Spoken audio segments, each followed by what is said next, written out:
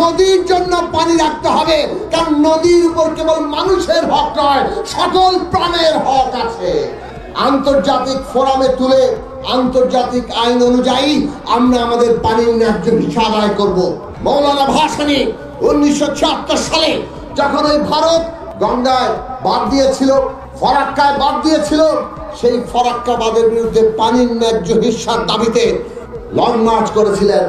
চাঁপাইনবাবগঞ্জের কানসাটে সেই লং মার্চে মৌলানা ভাসানী বলেছেন নদীর জন্য পানি রাখতে হবে, কারণ নদীর উপর কেবল মানুষের হক নয়, সকল প্রাণের হক আছে। কাজে নদীকে বাঁচাতে হলে নদীর জন্য প্রয়োজনীয় পানি দরকার।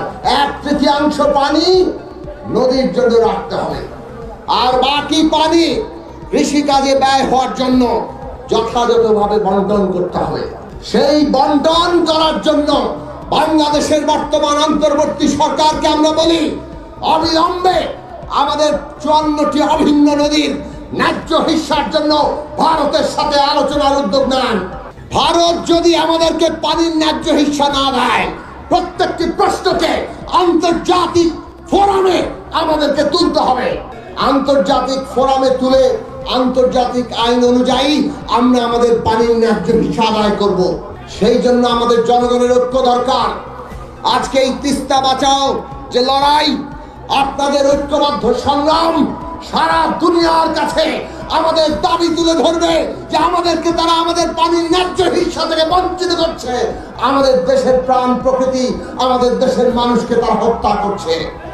আর বলি, জনগণ যদি ঐক্যবদ্ধ থাকে তাহলে পরবর্তীকালে নির্বাচনের মধ্য দিয়ে যে সরকারি আসুক না কেন, আমরা মনে করি বাংলাদেশের জনগণের যে স্বার্থ, দেশের যে স্বার্থ, সেই স্বার্থ রক্ষা করতে তারা বাধ্য হবে।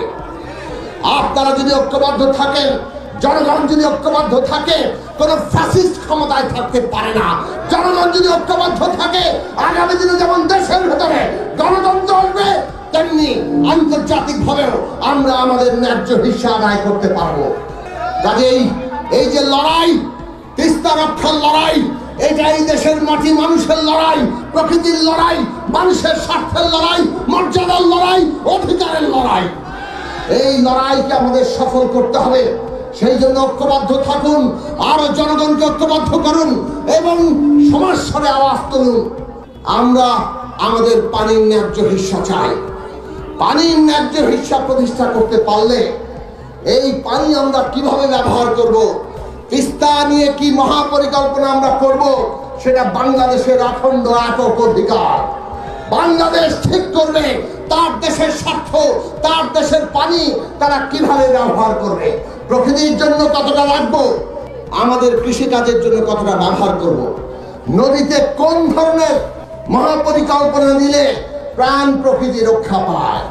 আমরা পরিষ্কার করে বলি, বাংলাদেশের মাটি মানুষ, বাংলাদেশের প্রকৃতি অন্য কোন দেশের লুটপাটের ক্ষেত্রে পরিণত হতে আমরা দিতে পারি না। কাজেই বাংলাদেশের স্বার্থ রক্ষা করে ভবিষ্যৎ নীতি বাংলাদেশ গ্রহণ করবে। এখনকার লড়াই হচ্ছে ভারতের কাছ থেকে আমাদের নদীর পানির ন্যায্য হিস্যা আদায় করা, আর সেটাই হচ্ছে আমাদের দেশের মাথা উঁচু করা পররাষ্ট্রনীতির অন্যতম প্রথম পদক্ষেপ। এবং সেই পদক্ষেপ নিয়ে অন্তর্বর্তী সরকারকে এগোনোর জন্য আমরা আহ্বান জানাই। আমরা জনগণের ঐক্যবদ্ধ সংগ্রাম এমন ভাবে সংগঠিত করতে বলি যাতে আগামী দিনেও, নির্বাচনের পরেও আমরা আমাদের অধিকার সমন্বিত রাখার জন্য জনতার ঐক্যকে কাজে লাগাতে পারি। আপনাদের ঐক্যবদ্ধ থাকলে বিজয় নিশ্চিত। আপডেট নিউজ সবার আগে পেতে নিউজ ইনসাইডার বাংলা চ্যানেলটি সাবস্ক্রাইব করে আমাদের সাথে থাকুন। ধন্যবাদ।